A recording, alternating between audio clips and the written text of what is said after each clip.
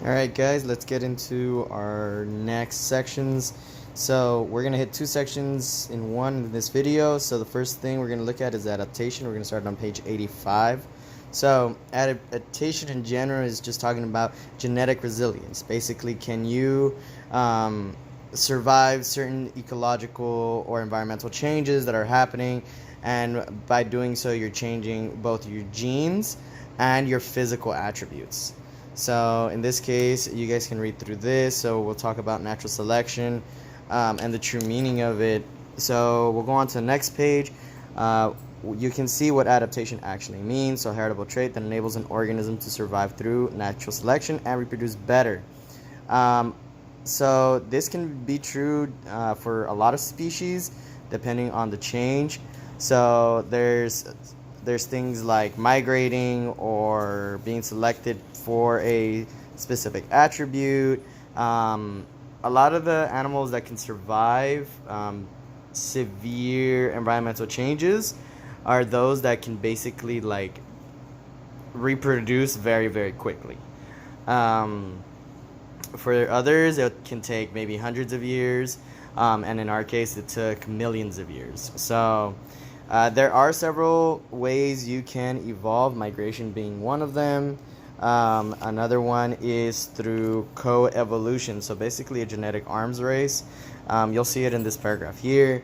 It just explains basically how certain moths adapted an ability to avoid bats, and bats have adapted an ability in order to basically trick moths. So that's kind of cool. There are also other species that are like that as well, hare and wolves and stuff like that. Hybridization is another one. This is mostly between microorganisms, but can happen between other species as well. Easily cross most. I'm thinking plants as well. So you can look into those. Just make sure you read through it. There are limited adaptation. I want you guys to basically read through this entire section right here.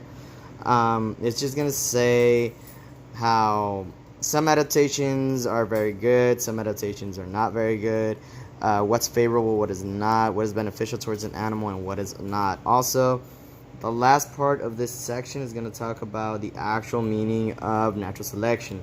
So again, natural selection has been coined as survival of the fittest. It's not survival of the strongest. It's survival of the fittest. So that means the species that can basically procreate the best. So who has the most reproductive success. Okay? So it has nothing to do with is the lion the king of the jungle or not. It's, can that lion reproduce enough offspring to keep his line going? And same thing, we can look into basically disruptions to those adaptations, disruptions in the environment that can basically lead to those adaptations. So the first ones we're going to look at are geological disruptions. So basically these are all just going to be natural or necessary disruptions, to coin the term for any kind of change that needs to happen or that is prone to happen in our biosphere. So some of the geological process that we'll look at is going to be continental drift, earthquakes, and volcanoes. So you guys know that over 200 million years ago, we had Pangea, which was just the supercontinent, and then it started basically splitting apart just to that drift. But this has taken millions upon millions of years. So that can lead to adaptations of a few animals, the migration or forced migration of others. So that's why Australia right now has the most marsupials in the entire world compared to anywhere else in the world. The only other countries that have it are some parts in Asia and us in North America. So just food for thought.